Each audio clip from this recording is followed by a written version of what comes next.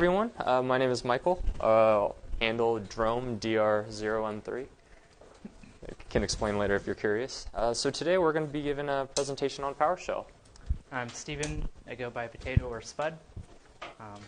No real explanation there. Yeah. So just kind of briefly, what's everyone's experience with PowerShell in terms of general familiarity? Everyone's probably heard of it at least once. Anyone here actively work with it or use it? Awesome. So we do have a few PowerShell experts in here as well. So today we're mainly going over a PowerShell introductory, essentially looking at its history and where it can be applied. We do have some examples in our presentation, but nothing too in-depth today. But if there's interest, we can look at running through implementation. So in terms of just the general topics we'll be covering, we're looking at the origins of PowerShell, essentially where did it come out of, going to that, taking a look at the early years before it was really anything super useful beyond the Windows community, and then kind of taking a look at where it really started driving DevOps work, DevOps engineering, and then going into where it stands today in the modern end, and then I'll be going through a little bit of exploitation code, how to get your PowerShell code onto a machine, how to actually get it to run, and then going through some of the more common tools, and also go over how to recreate wget recursion module.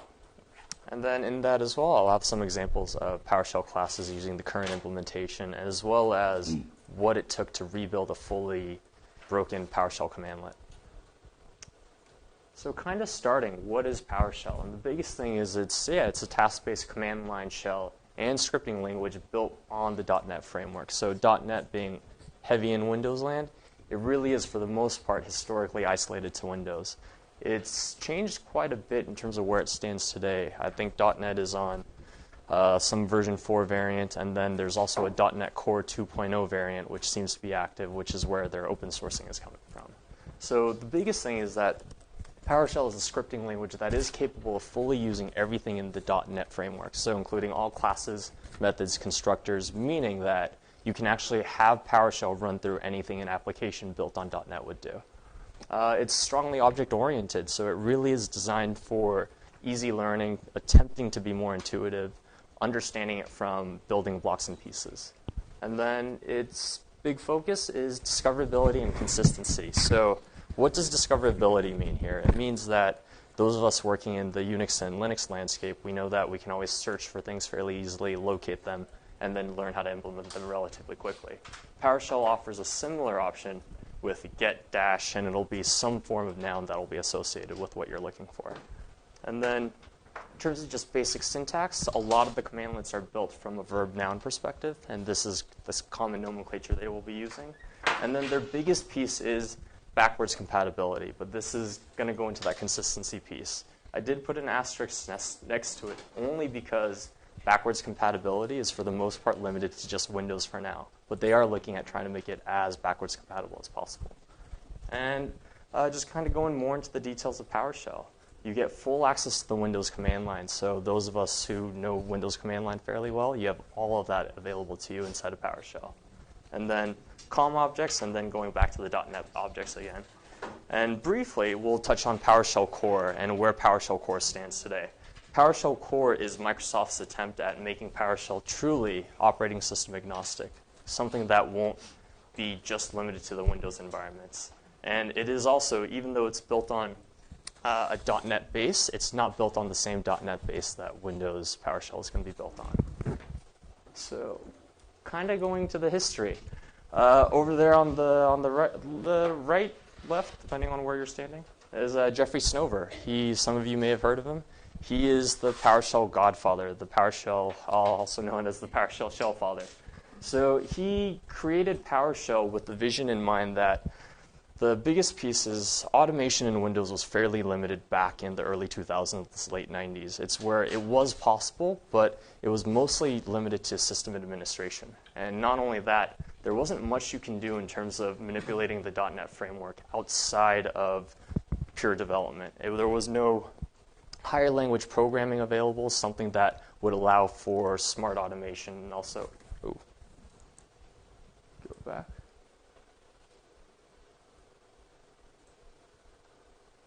So there was nothing really available for automation in an intuitive space. It was something where if you wanted to learn how to implement something, you pretty much had to build it from scratch. So he currently is still at Microsoft. He is their PowerShell chief architect, as well as the chief architect for Azure and all of its sub-offerings. So Azure Stack, Azure Infrastructure. If you're familiar with System Center in any way, he's also owner of that as well. My favorite quote from him: PowerShell, it's like programming with hand grenades. And it really is. When you learn how to manipulate PowerShell objects and realize some of the global changes it can do, it's kind of scary. There's also a lot of great things you can do with it, though, in terms of purely simplifying some things that used to take hours and hours to finish.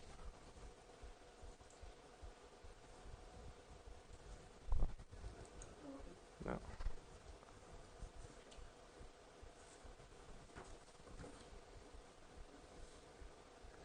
All right. So just kind of giving a little bit into where PowerShell came from. So the Monad Manifesto, this was written by Jeffrey Snover right around the late 90s, early 2000s, while he was serving at Microsoft, and still is.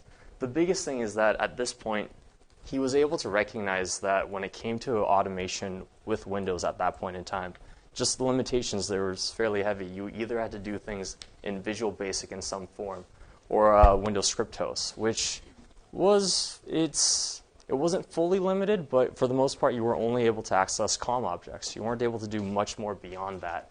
And then if you wanted to do anything beyond that, you'd have to learn WMI as well. It's still very important in PowerShell today, but it made it not intuitive. It made it, for the most part, fairly hard to learn. He understood that to get actual scripting going for automation, you need a higher level abstraction for application development. So what exactly does that mean? It means that you don't have, at least at that point in time in Windows, there was no smart way to call on objects and be able to use them throughout a general function. Meaning that the bigger part is you'd have to build everything independently to then orchestrate them to do whatever automation you were looking to do. Possible, but ridiculously time-consuming. And then not only that, it was so specific to whoever was developing it. There was no standard framework or a model for development. And depending on who you were, you would have built it differently. So going further from that, he was looking for something that could provide efficiency, consistency, and scalability.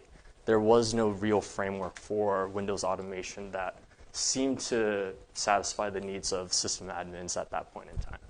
So he had this idea of going with commandlets. So this kind of ties into how PowerShell serves today, but the biggest thing is that you realize that if you can call on anything Windows uses natively, you can then look at trying to automate from those pieces, then direct Windows to do things in a quicker fashion.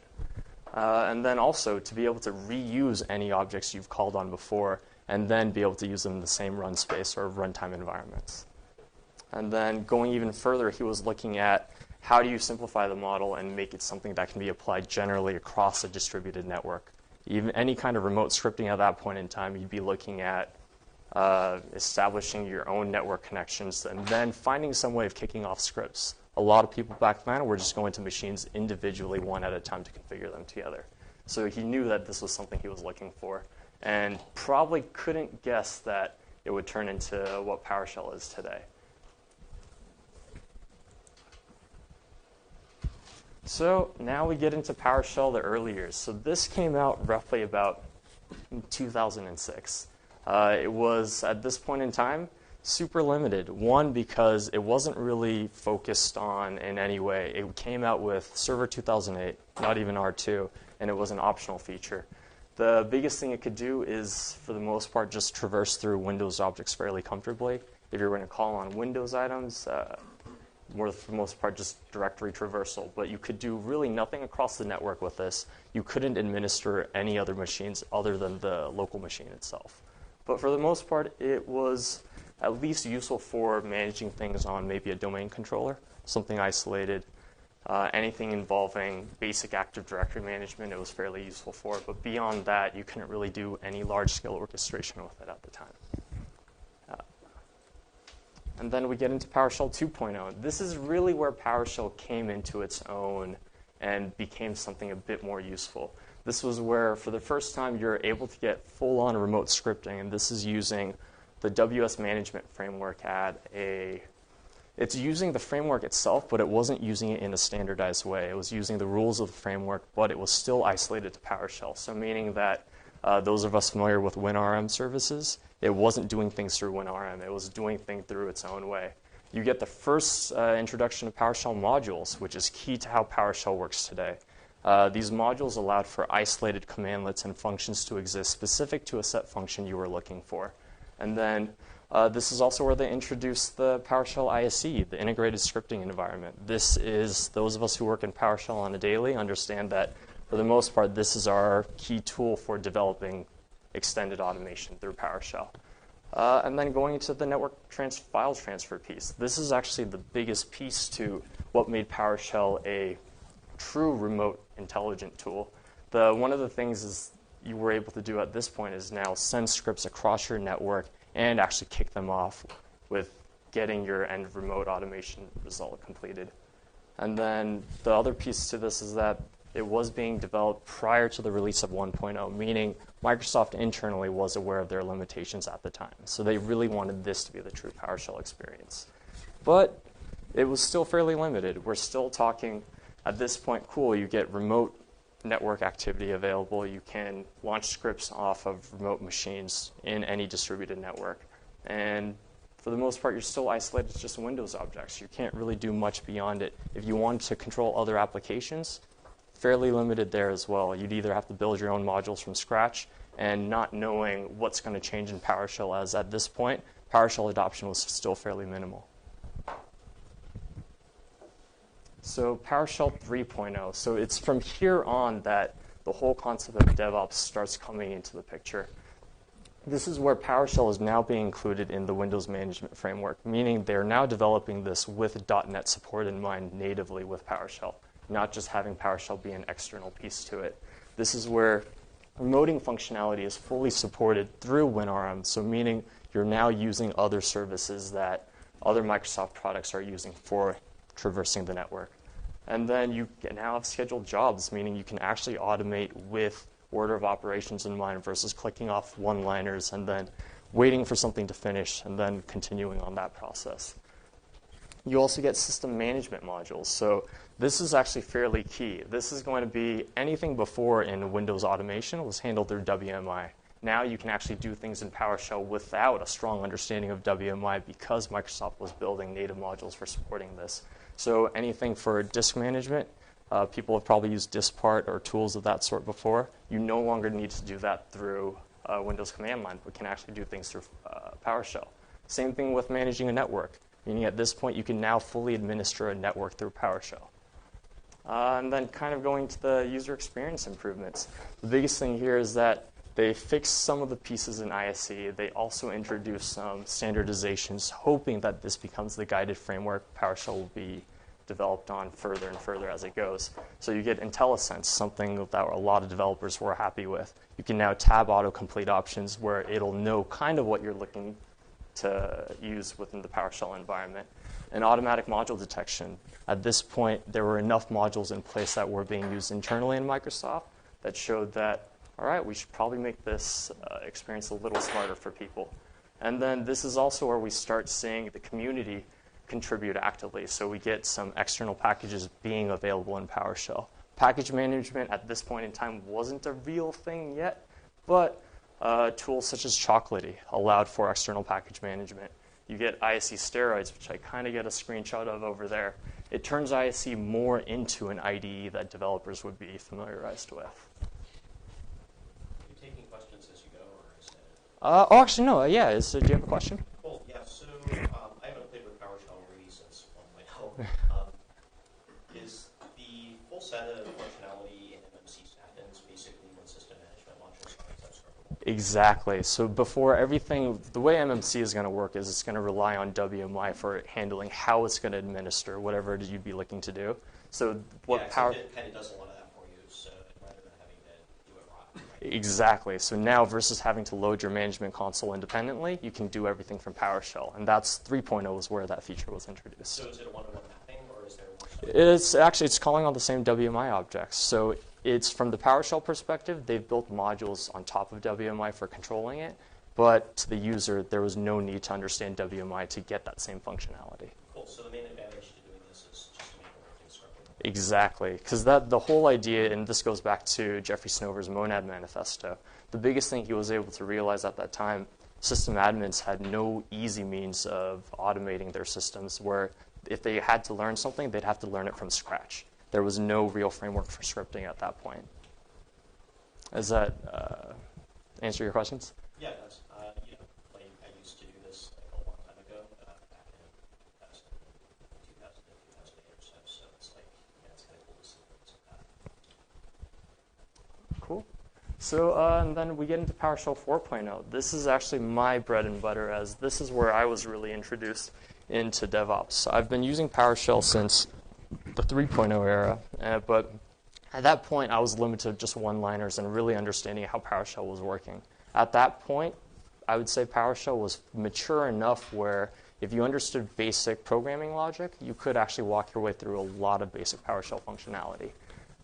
What 4.0 did is that this is where they actually introduced, at the time of 4.0, so we're now talking late Windows 7 era, early Windows 8 era. And the biggest thing here, Microsoft is now focusing on virtualization fairly heavily.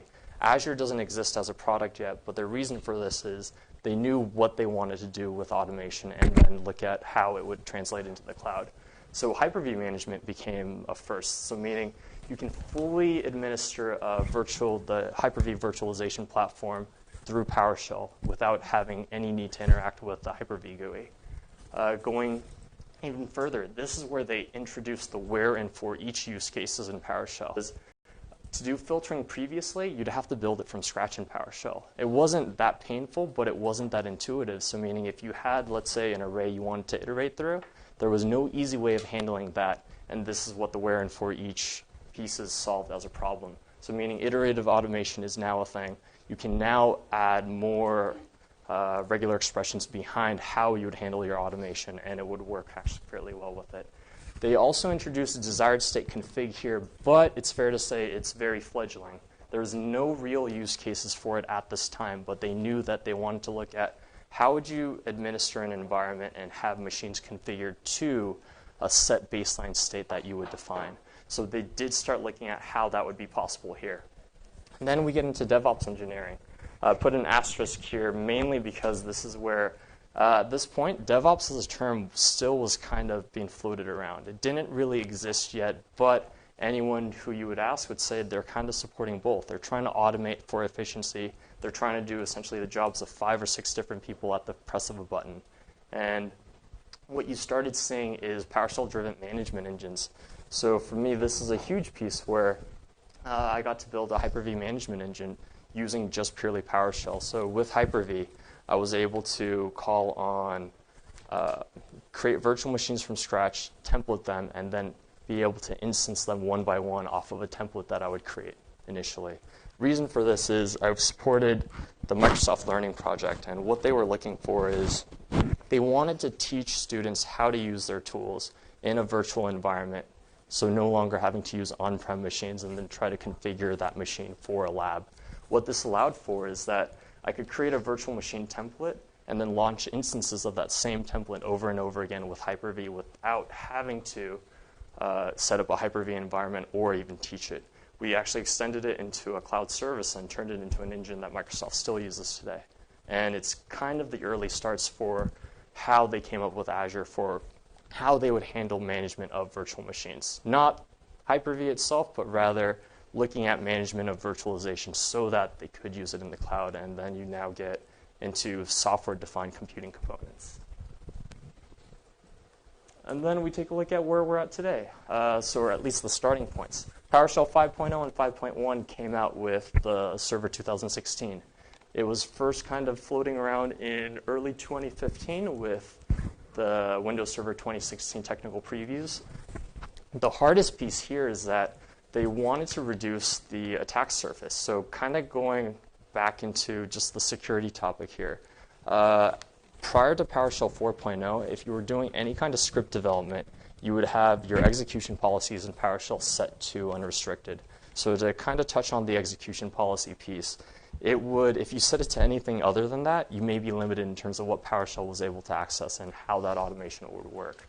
they introduced the remote sign piece, which meant that at least from a scripting development perspective, you were no longer held to the constraints of whatever your user account was. However, at the same time, it was fully acknowledging that this was an unsigned script, so anything you run, you're running a risk. Going into, they started now including package management. So this is where Chocolatey comes into play. This is where Microsoft is now very aware that the community wants better PowerShell support. So they're looking at trying to centralize package management to be something that you can just run through PowerShell, much like the apt-get experience on a Linux or Unix environment. PowerShell development is now becoming very key. This is where PowerShell is starting to look more and more like a coding language than a scripting language. So it's starting to mirror C# quite a bit, which is going to drive a lot of PowerShell underneath. And then going off of desired state config that they introduced in PowerShell 4.0, it's now something where they're trying to look at authoring classes specific for, so to give an example, you might have an Active Directory class for configuring domain controllers using desired state config. You might have a class specific for managing DNS and DHCP, something where you can now have PowerShell drive fully set a configuration and let PowerShell now configure machines based off of whatever your configuration was. And then PowerShell Core 5.1, this goes into Microsoft's attempts at trying to reduce the attack surface of what was happening in Windows Server. So prior to this, there was no such thing as a fully GUI-less Windows Server experience. It was something where you did have a standard GUI. PowerShell Core came out with Windows Server Core, which is essentially Windows Server with no GUI at all. And so you had to load your pieces manually, but their idea here is that they want to make it something where they wanted to reduce any potential security concerns because PowerShell was strong enough to call on any .NET class, meaning it could be used for exploitation. And then we get into PowerShell Core, where it stands today. So this is, at this point in time, the state of PowerShell from the non-Windows perspective. So now it's OS agnostic. The biggest piece to highlight here is that PowerShell Core is not built on the same foundation that PowerShell was built off of. PowerShell being built off of .NET on Microsoft, PowerShell Core is built on .NET Core. The first .NET Core was fairly limited. They were just looking for basic functionality.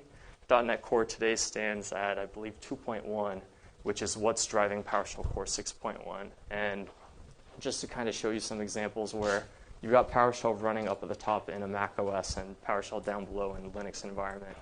The biggest piece is Microsoft is now embracing open source. They announced this at Ignite 2016 that they're working with Canonical for making sure that PowerShell releases is now getting consideration in the Linux community. Still very fledgling, but it's a huge step forward where we're talking, this is a company that wanted 100% market share back in Gates era. It's crazy that at this point in time they realize that that goal, as ambitious as it is unrealistic. They need to look at what the experiences are, how PowerShell is being used in the community, and they see that for supporting their DevOps goals and DevSecOps goals, they need to make it more accessible. Yeah? Pointed up, I work for a multi-billion-dollar public corporation. Yeah. That's a full Windows shop. Yeah. And we've spent the last year or so, all the new microservices we build, everything's .NET. .NET Core. It has. And for that matter, all the development's done on Windows boxes, except for one of the devs who uses his Mac. But all of the actual deployment Is on. We're now moving that to Dockerized Linux boxes. Containerized instances. We're still a Windows shop, still letting everything Windows, but yet we're currently working on all new stuff is being done in .NET Core with a deployment to Linux boxes so we can reduce some of the spend we have on virtualized Windows servers. And you bring up an amazing point. Thank you for talking about microservices. That's actually the biggest piece behind .NET Core, at least from the Microsoft perspective. They see how development is changing in the current landscape, supporting more modularized development, and that's one of the things microservices will allow for. It's one of the driving pieces behind their .NET Core development and as it continues. And then, for real, when I was at Ignite 2016, I was amazed at one of the presentations I went to. This is the title of that presentation, Microsoft Hearts Linux. They were there with Canonical giving a joint presentation on what they're trying to do with PowerShell and also what Microsoft's perspective is in supporting the greater community. So now we get into Azure PowerShell, and this is my favorite piece to this. So I primarily work in cloud architecture, DevOps, and infrastructure, but a lot of my work is going to be specific to Azure PowerShell.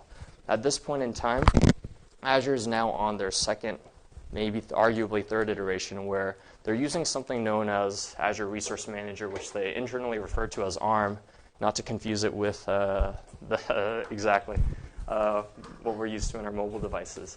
But the biggest thing is that they're trying to create a cloud-driven PowerShell experience that allows for remote Azure management. It's still very fledgling as well because what they're essentially doing is running containerized instances of PowerShell that have no access to other resources other than whatever's in your Azure subscription. The danger there is that it's a fairly open experience, meaning that the wrong user or someone who knows a little too much about how to pivot it into your subscription, yeah, they can fully control your Azure subscription from this. So this is not something they regularly, it's still very early on, but they're looking at trying to change the experience where no longer have it being something driven off of a local machine, but something that you can access from anywhere, including even a mobile device. And then kind of transitioning into now PowerShell in terms of understanding it. Here you see your core components where configuration files are usually associated as PSD1 files, and it really is nothing more than settings. It'll establish when your PowerShell environment loads, how it's loading, and what kind of pieces need to be there for supporting whatever you're planning on running next. Your PowerShell modules, as I mentioned earlier, this will contain essentially functions specific to a certain topic you'd be looking for. So you might have a module for Hyper-V, you might have a module for Active Directory, you might have a module for just networking. Scripts, and this is PowerShell's bread and butter, any PS1 file, and this can be a collection of one-liners, it can be something orchestrated to be a bit more modular. You've got a lot of different options with how the scripts can be built. Commandlets is coming from the Monad Manifesto, but it is the Microsoft term for what a function is inside of PowerShell. It'll use the common verb-noun syntax. And then for what you have access to within your PowerShell shell, it'll be the PowerShell scripts, any PowerShell native functions, so anything specific to the PowerShell environment, being able to run exes, and then obviously Windows command line for supporting Windows command line. So here, just to kind of give a quick example of where PowerShell stands today, this is something I built, a portion of something I built with my Hyper-V VM engine. But classes is now supported, so anyone who's an active developer will be aware of classes, constructors, methods, just for standard development. This is something where they've extracted this from its C# support, but essentially you can now build fully functional classes within PowerShell for defining whatever you'd like to. Here, as I'm building an engine for Hyper-V VM management, as you can see, I got a quick sample of what it is I'm defining as a virtual machine, at least from the PowerShell perspective. But this is fully, you can configure this however you'd like to. And then just kind of a brief snippet at something that I had to do just to address an issue. There was a particular, PowerShell isn't always great. PowerShell between versions has been known for repeatedly breaking and breaking. So it's one of the things where it's interesting that they target consistency for development, where oftentimes when you go between PowerShell versions, a script for the most part is going to be, some part of it will fail. And part of it may have to do with a module underneath may have been rebuilt. They may not have considered that a way a certain object was being used, the way that object may have been formatted, they may have changed that. So here, this is actually going back into that Hyper-V engine I was creating. I needed something to control dynamic MAC addressing within Hyper-V. So Microsoft does have a commandlet that supports it with a switch that makes it super easy to do it in a one-liner. Unfortunately, they broke that at the launch of Server 2016. It's been reported as a bug, and I believe it's been fixed in the current version. But this is what I had to do to actually recreate that full function. It was going through, calling on the WMI objects, as you can see, and I'm using the actual namespaces and classes that W0m3 uses to make these edits go. But the biggest piece highlighted here is that for anything that PowerShell may break, you always have the option to recreate it yourself. And that's kind of the bigger piece with PowerShell, is that you're not limited just because one of the native commandlets may be broken. It's one of the cooler pieces with it, and if there's interest, we can definitely go into some implementation sessions for how it is you would actually create something like this. Actually, it is. It's a lot like that experience. Okay, so now we're going to go a little bit more towards the functional side. I'm going to show you just kind of what I've gone through for some of the more popular tools. But I'm going to start with how do you actually get code onto a Windows machine, first of all. We are in a Kali environment. We are running PowerShell code in Kali, but how do you actually run it and get it onto the machine? So kind of going along the same lines of if something's broken in PowerShell or it doesn't exist, you can just create it. I'm going to show you what I did to recreate the wget recursion functionality using the Invoke web request library, then how to run it. And then I'm going to show you the enumerate admin functionality of PowerSploit and the DLL hijacking functionality of PowerUp. Unfortunately, there's just so much to go over. Well, maybe fortunately in some cases, but there are so many tools that you could probably make a talk out of every single one of them. So I'm just going to kind of talk about the more popular tools, about the more interesting things for Empire and niching.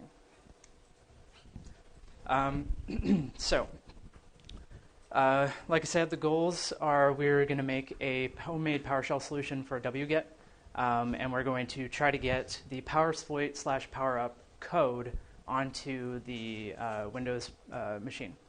And then we're going to use the Python simple HTTPS server library.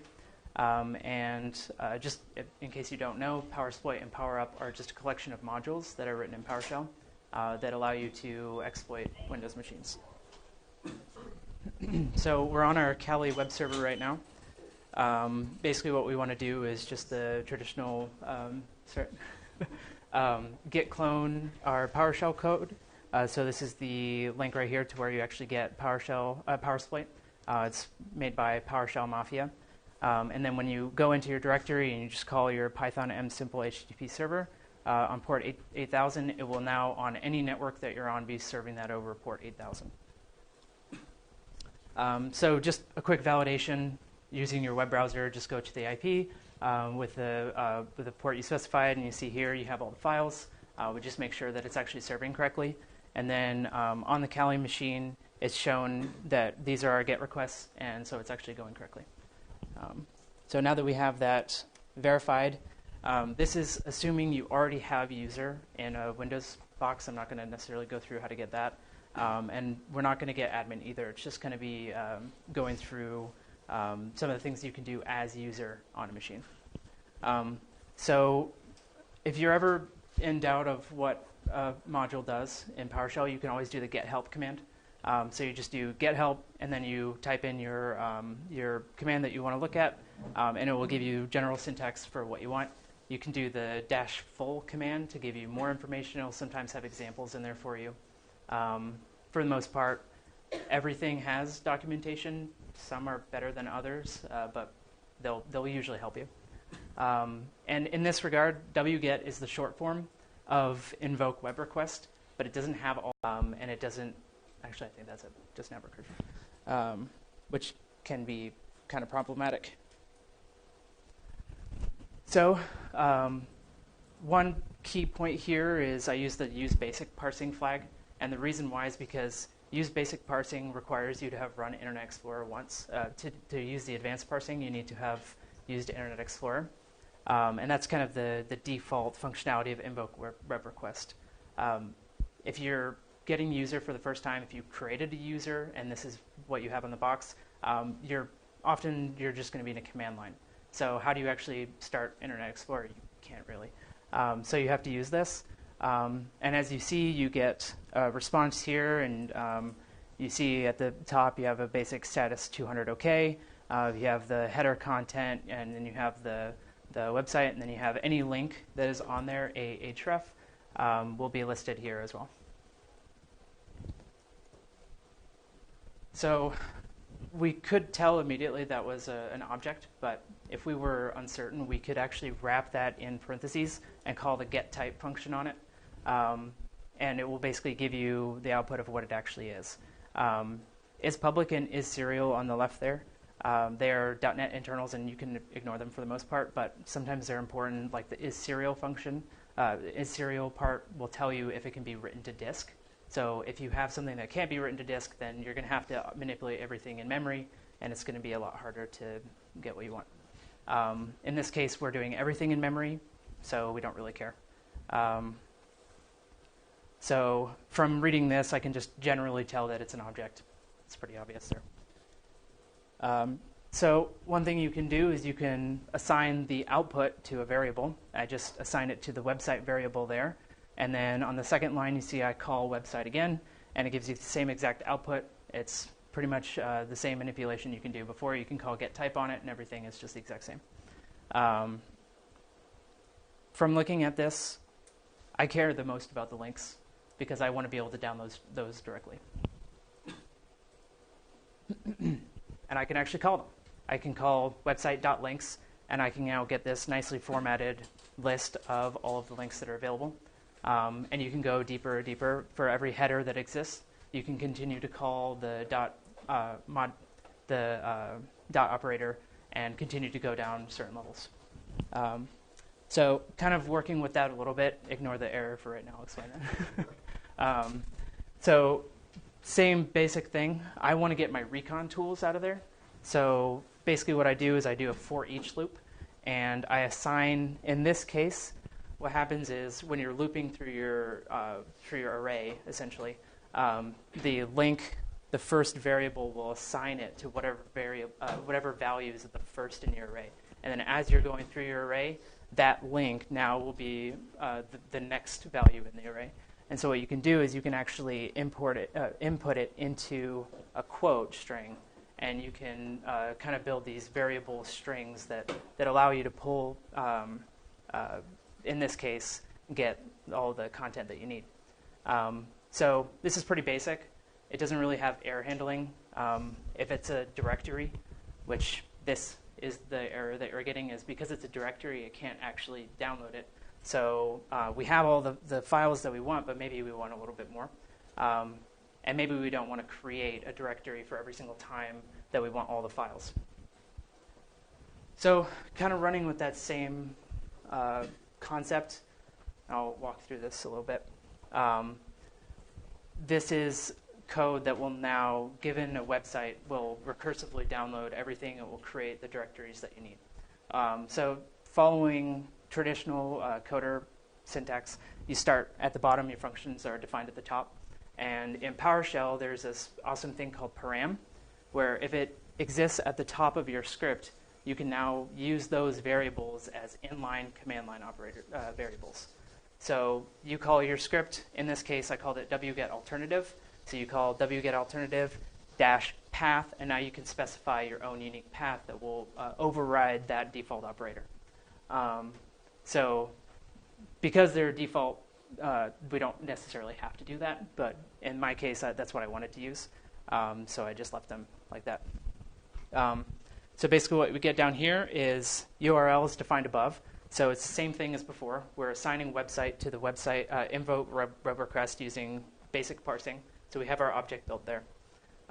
Then all we do is we test to see if a path exists. And this is kind of where PowerShell becomes a little bit more useful in this regard, because you can actually do basic Windows commands and creating directories, testing if directories exist, as well as have actual functional code like Python, C++. And it's all object-oriented too, so you can everything you can assign as an object, you can go through the parameters and just go through all that. So in this case, it then calls the download content function that I've defined up above. And those also have parameters. So those parameters are now inline parameters down here. So whenever we're calling a function, we pass in a variable through that. So website defined above, or defined here, is now the object is being passed into the function. So then all that's done here is it loops through every single href link, much like before. It tests to see if it's a directory. If it is, then it does the same thing. It creates the directory and then calls and then replaces slash because Windows is kind of weird with slashes. But it will create it with backslashes. And then just recursively call the same function again, calling the now modified path. And so essentially what it's doing is calling for every single level the invoke web request with the outfile path item. So it's just saving all your files. So this is an example of PowerShell didn't have what I wanted, so I decided, okay, let's take PowerShell and go with it. Well, wait, before you move on, and even going in further too, as Stephen was describing params, one of the bigger things to make it more coder-friendly as well, input validation is also something PowerShell will fully support. So all those variables you see defined there can be fully typed if you're looking at securing your PowerShell solution even further. So you're not limited to, at least the way PowerShell is interpreting this, each item is going to be a string, but it doesn't need to be isolated that way. Yeah, and in this scenario, you could actually put an integer because I don't enforce that. So that's another improvement. Okay, so now that we've made it a script, we can't run it. And the reason why is because the execution policies are not set. And so this kind of goes back to what Michael was talking about earlier, where you can just now change it. So as a user, you cannot change all of the execution policies that are available to you. So what I call here is the getExecutionPolicy, and I format it as a list. One of the things that PowerShell is good at is that now, because this returns an object, you can actually format it for human readable results. So it's going to look nice if you call the format table auto size. And so you can see all of the execution policies, and they relate to which scope that you're running a script as. In this case, I'm running script as current user, so that's the only thing that I need to actually change. So we can just change it. You can do setExecutionPolicy and then set it to bypass for scope current user. And so as you see over there, now current user is set to bypass, and when we run the script, this is a different one that I wrote that was a hello world, we can now run it. So we're all good there. Right? Super secure. Sorry? Whether may I? Yes, you may. Yeah. You can actually you can change more execution policies with more permissions, and it can be pretty dangerous. So it's definitely something that you don't want to be doing unless you know what you're doing. And you can change execution policies for not just types of users. You can do it per location. So you can have one folder where you've set, these are all of my scripts that can modify machine state. These are all of my scripts that can run as only a single user. These are all my scripts that can run as admin. So it's pretty modular in that regard. So alternative methods, because sometimes there are methods to prevent you from being able to change your settings. So one thing you can actually do is call Invoke Expression, and the short form of that is IEX. And that will allow you to, through the same web client that I have before, so what I did was I took my script, put it on my web client in Kali, and I just have it so I can serve it to whatever machine I'm on. I can call PowerShell, Invoke Expression, just assign it as a new object, web client object, and then what that does, because it recognizes it as a PS1 script and it's being called with PowerShell, it will just load it into memory and just run it from there. So no configuration changes are necessary. No writing to disk is necessary at all. It's just there at your disposal. Actually, just even continuing off of that too, would you want to extend this further? It does support new lines as well. So meaning if you follow it with a semicolon, you can then call on specific functions or switches within what it is you just injected into memory. The biggest piece to highlight is, and this is where the PowerShell history comes important, this is actually running everything under the PowerShell 2.0 version. Meaning, this is one of the problems Microsoft has to deal with, where in supporting backwards compatibility, they also have to deal with how are they going to patch for some of these older support pieces. And this is still something where they want to address it with PowerShell Core, but it's still a known problem with PowerShell today. Right. And then even if they did patch that, there's several other methods. There's a few other things as well, yeah. And one of them is the get content. So get content will just return in your console what the content of a file is. It's like cat, basically. And what you can do is you can pipe that output into the Invoke Expression command, and now it's just running it as a script. So there are a lot of loopholes, but you can run your scripts. Yeah? If you run, say, something that requires administrative privileges Mm-hmm. as the get content and type it in Invoke or expression, Mm-hmm. it still run as with administrative privileges? So it depends on how it's being executed. So right here, yeah, were you to wrap it where you define a scope for a user, yes, that is possible. But it does depend on are permissions set for you to run it that way, and that'll be another piece you try to break into. Yeah. Yep. And for one thing that the newer versions of Windows do actually support, but I think you have to explicitly enable it, is that when you execute PowerShell scripts, you can actually get the Windows event logger to log the content of the script you're running. But I believe it's a manual, it's not a default. Correct. So that if you're worried about, basically if you're kind of blue team and not red team, Mm-hmm. You can in fact have the systems log what they're running. So if you're trying to figure out and do reverse the diagnostics, you can get the system to tell you what it's running, and so you have a hope of going back. Of course, as it's always an escalating game, you first you encode the scripts and then you encrypt the scripts to make it progressively harder to track that. But you can figure out, at least in general, if you enable additional logging. No, and you bring up a great point. So this is where PowerShell does support both verbose logging as well as putting your own try catches in. And this is essentially how you would go about accomplishing it, where in capturing all of that, so it is logging at least what kind of commandlets and functions you are running, but if you are looking to investigate the output of that, especially where it does error out, that is something you can capture for repurposing later, especially if you're trying to get a certain output, but it may not be passing through something downstream of that. And just for context, this is done on the latest version of Windows with the latest version of PowerShell. So it's not like I'm using some old version to get all this done. Okay, so now that we have PowerSploit code on the machine, PowerSploit requires that you run it as a module. So one thing that you can do is you can try to load it into the PowerShell default module library, but that's usually locked down by admin access. But what you can do is for every user, and goes back to scope, there is a single user module folder that you can upload whatever you want to your actual PSM files, and you can load into PowerShell your session the module that you now just saved to the actual user file. So you have write access to the user file, not the default Windows PowerShell library. So you can still import them the exact same way. So in this regard, you can do make directory, you make your PowerShell folder, you make your modules directory, and then all you do is I'm doing recon in this regard, in this case.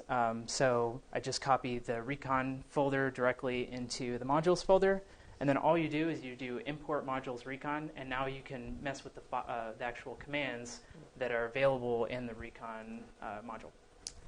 And actually, one way this is commonly exploited as well, PowerShell will automatically look for modules loaded in the correct directory. So consider that if you're able to get your PowerShell module payload into the appropriate source, you don't have to worry about how it is you're going to load that module. If you can call up a PowerShell session as that targeted user, you now have all those commandlets and functions available to you. Right. Okay, so one of the things that caught my eye when I was looking at the PowerSploit enumeration recon functions was the enumerate local admin. So I was curious on how to actually run it, so I ran the get help. And it gave me some just decent information, and it told me that I need the computer name. So it doesn't explicitly say that, but when you mess around with it, you'll realize that that's the only really required part of this. So one thing that you can do is call the environment variables that are available in every PowerShell command line, and it will return the computer name. So even if you don't know it, you can call this in your command line and it will give you the computer name, or you could just put it into the line and it will just input it for you. So as you can see here, it gives me some responses. It gives me the account name. It gives me, is it a domain admin, is it group admin? It gives me the SID. It just gives me some general information that I can use and potentially save for later. Password last set, but it tells me at the bottom it's a disabled account. So I'm more curious about what is an enabled account. So what you can do is you can take that same line, once again assign it to a variable, and now you can pipe that output and query on it because it has properties on the left there. You can query on those properties. Where in the object and the $_ references whatever you've defined as what you're searching through. So admin object can be put there, and it's the same thing. So I'm looking for where admin object .disabled is matches false. So I don't want false. And then I want just to see, because maybe sometimes admin passwords need to be reset every 30 days. So I want to see something that has already been changed after October 1st, because I don't want to necessarily have an old password 10 days from now. So I'm looking at... We're trying to gather for the... How long should we get ready for the barbecue? Say 15 minutes. Yeah. So this will now return me the object of an enabled account administrator that I can now save for later by assigning it to the saved admin variable. So just that same line, now it's saved to admin. I can now reference this later, just save it in memory. And this demonstrates by calling the .sid, which is this line up here, and it will just give you that result. So if you wanted to script that later, you would now have that all available to you. And actually, even on the .sid point, previously it was 500 for the disabled account before. This actually comes fairly key, especially if you're looking at exploitation, where you may be able to actually create the appropriate permissions on the user just by appending, changing what you have at the ending there. So I don't go too much into other PowerSploit functions because there's a lot. If there's some interest, I'll probably go into them a little bit more in a later talk. But I kind of wanted to talk about some of the more cool things in PowerSploit that I found. So there's a Mimikatz that's available in PowerSploit that you can now dump creds once you have an admin account. So once you've successfully exploited your way into getting admin credentials, you can now dump the clear text because sometimes you don't need the clear text to get root. And now you have it for every single user, every single administrator on the machine. Get keystrokes, get timed screenshots, get microphone audio. These are discrete logging tools that you can use to reference later. And you want to combine these a little bit too, because you don't want to just lose access and then all of your stuff is just sitting on their computer waiting for them to find it. But this will log it, and you can specify wherever you want to save it, so that you can come back and get it later. And this is post-exploitation stuff. Just generally messing with people, you can set the master boot record so that when they start up their computer next time, it gives them a nice little message. Yeah, that's really the only use. It's the only thing. Set critical process. Oh, bit of typo there, but same kind of thing. Whenever you exit out of your PowerShell session, it will blue screen. So they'll think it's kind of a legitimate issue that maybe they messed up their PowerShell script, and when they closed out their session, it just killed the machine. So these are some interesting ones. General information gathering. You can turn a victim computer into an information gathering tool by getting them to run Invoke port scan. Get HTTP status will give you, given a website, it will give you just some general information about the website. Invoke reverse DNS lookup. That's really the only thing it does is reverse DNS lookups. I thought this was useful for if you're actually able to get this code onto someone's computer, then you can run it there and then kind of save it with their keylog, the keylog output, and just kind of when you get in the next time, just grab all that information, just kind of treat it as a zombie computer. Then there's PowerView, which is only if it's a domain-joined computer. There are some things that you can do if it's not non-domain joined computer, but for the most part, it's getting information about the domain controllers, who are domain admins, just generally how do you figure out what the network is. It's a pretty useful suite for that. And then one thing I messed around with a little bit too is persistence module. You can specify scripts to run at scheduled times, and you can also specify them to run at times when the user goes idle, when the computer starts up.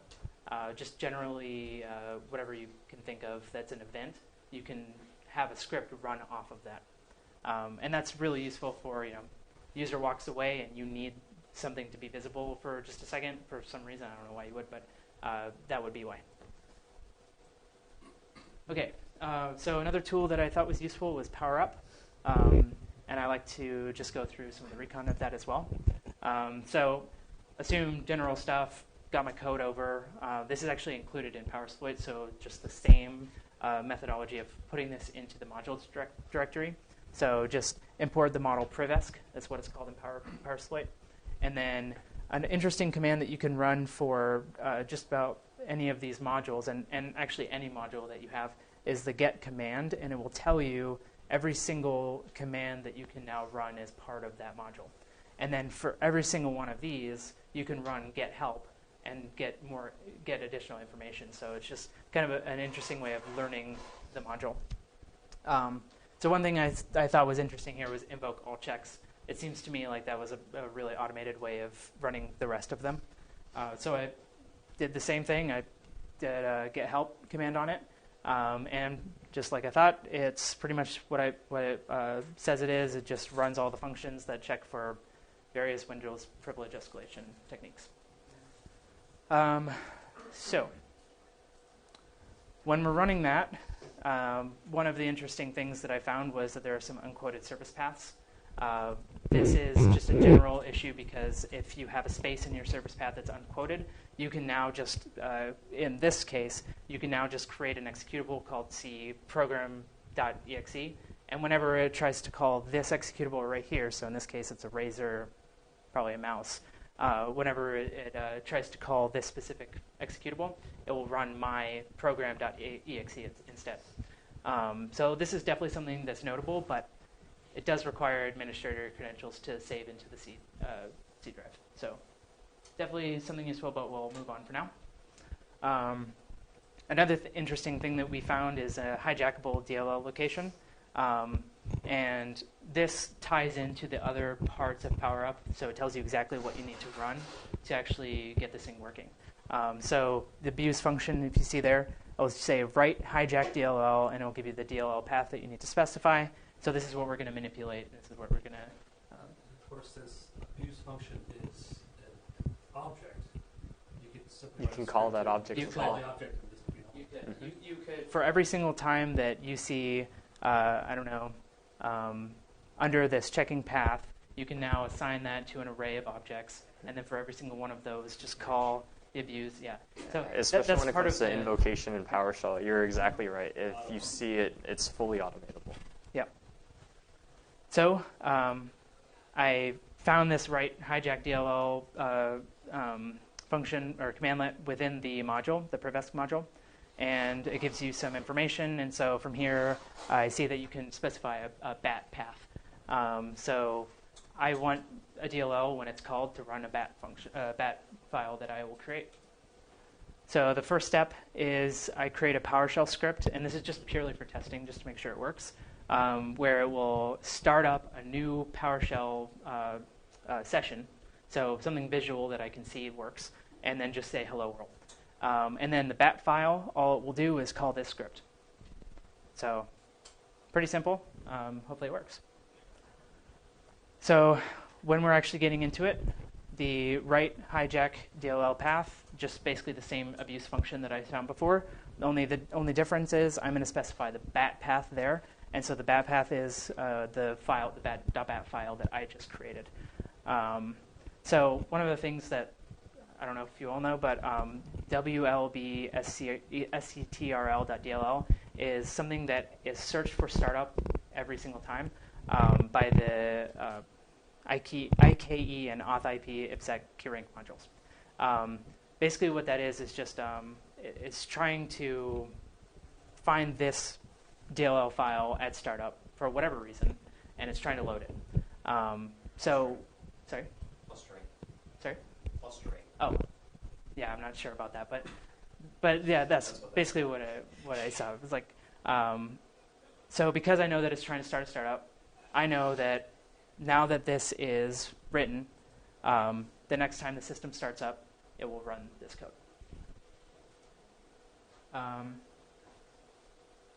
And yeah, I didn't actually get a screenshot of it, but it worked. Okay, so some other tools are Empire is a really good one.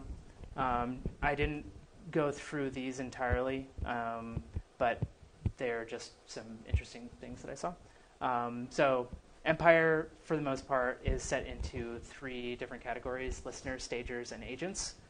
Listeners, you can catch your return shells. You can easily connect back to exploited machines that you've taken advantage of before. And then on a domain, you can link or pivot the listeners so that you can easily hop from machine to machine as you've exploited them. Stagers, they are code snippets. They allow you to they allow you to get onto the compromised host, essentially. And then agents, they just maintain your active connection. And so once the shell is caught, Empire, it basically has a lot of the same things as PowerSploit. It allows you to do prevesc, persistence. There's mimikatz in it. There's also the keyloggers, screenshots, same general functionality. But it has some additional ones. One of them is MSF integration. So you can create Empire as its own payload so that you create the listener for it, and then you send Empire over to the target machine. And you basically just hop Empire over, the actual code base of Empire over from machine to machine, and then you can chain it in that way. So you always use your previous machine to attack the next one, bringing your code with you. An additional thing that it does that PowerSploit does not is clipboard theft. So whatever the users have in memory, it will get for you. Another interesting tool is Nishang. It's pretty heavy on backdoors, but honestly, there's so much more with Nishang. It's impossible to go through all that. It would take a long time to even just tell you all the tools that are available. It's very comprehensive. So backdoors, some of the more notable ones are HTTP backdoor. It allows you to receive instructions over the internet. DNS TXT pwnage just allows you to receive instructions over DNS TXT queries. Execute on time, schedule tasks. You can do the same thing where you can specify on idle, you can specify on startup, you can specify just whatever you want, it will execute at that moment. Add regex. This one was funny. Whenever someone accidentally does sticky keys, it will execute code. So how many times do you just accidentally hit shift too many times and call the sticky keys? Oh, maybe someone ran code on your machine. And so you can disable sticky keys, but most people don't. So this will work almost every time. It's a patience game at that point. And there's a lot of other backdoors. You should take a look at them. Another one is escalation. So enable duplicate token. What it does is whenever you are, how do I explain this? Whenever you are in, as an admin, you have to type in your password, and it will authenticate you to the program. And so this will bypass that requirement by duplicating that token. And it has to actively see the token exchange happening. So you have to be a user on a machine where an active admin is doing things, and it will be passively listening for that. So as soon as they log in and they send their token, it will catch that and duplicate it. Remove update will actually just uninstall things. So if you found an update that was, SMBv1, that you patched SMBv1 and you want to take advantage of that, well, you can uninstall it. Invoke PSUACme. will just bypass entirely the UAC, which is what the token above was doing. So maybe you just don't even want to wait. You want to do it now. So you can do prevesc on that. Information gathering, you can tell if it is a VM or if it has VMs. And that's just, in and of itself, pretty interesting information. Copy VSS.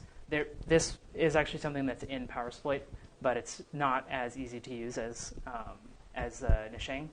But basically, you just copy the SAM file. And for anybody that doesn't know, the SAM file is like the Etsy shadow file of Linux, of Windows.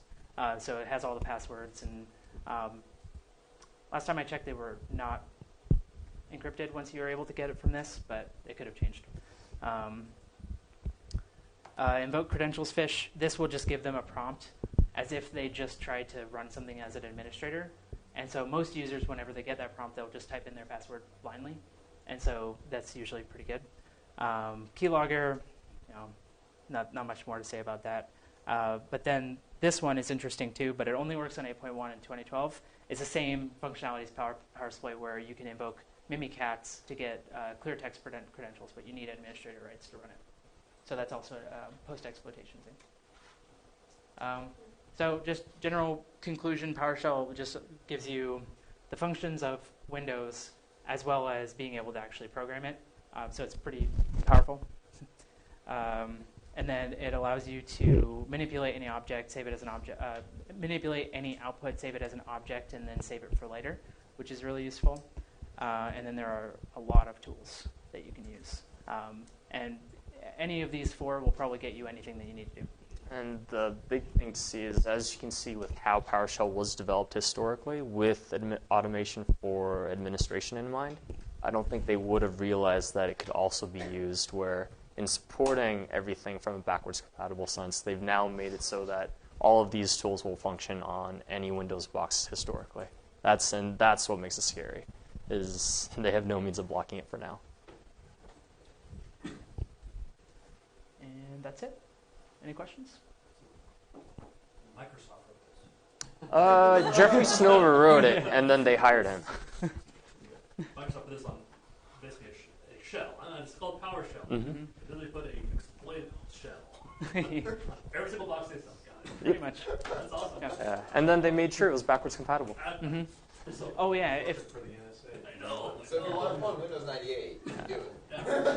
And here's where it goes into what they're looking at now, making it OS agnostic. So with PowerShell Core, the bigger piece is that there's no true interoperability between PowerShell built on .NET Framework and then on .NET Core. But as it develops, they're trying to bring everything that's in. So you can see the potential of how even these current tools that exist now may still be plaguing blue teamers in the future. And also with the latest version of PowerShell, sometimes you'll run into a restricted mode where you can't run anything. All you do is you call PowerShell version 2.0, and now all the restrictions are gone. Mm-hmm. So it's almost useless. Yeah. And even more amazing, too, you can still call on PowerShell 1.0 as well if there is something in 2.0 that's being blocked for you. Yep. So it's kind of a competitor to Metasploit at this point. Inadvertently, honestly, though. It's where it's an amazing tool for those of us in DevOps and administration, but now the security is actually being looked at fairly seriously, where plenty of scripts were written before without any real validation behind them. It was get the job done. And now we're at a point where it needs to be developed securely such that things like this don't cause mayhem. Kind of like Windows did for rebooting machine. Exactly. For real, exactly. So, yeah. And one other thing I read recently, you did mention the ISE, Mm-hmm. but I read that the PowerShell group is now actually looking at moving over to VS Visual Code. Studio Code. Correct. ISE So- is being deprecated. So Visual Studio Code will be the new development environment Mm-hmm. for, and that's cross-platform on both Windows, Mac, and Linux. Correct. So you can have, so if you're using .NET code, you can Yeah. use the, Oh yeah, you can run it. Yeah, on you're no longer Run limited it to on Mac. just a Windows environment. All of the functions you saw there were available on everything. Did you have a question? Yeah, so for Red Teaming,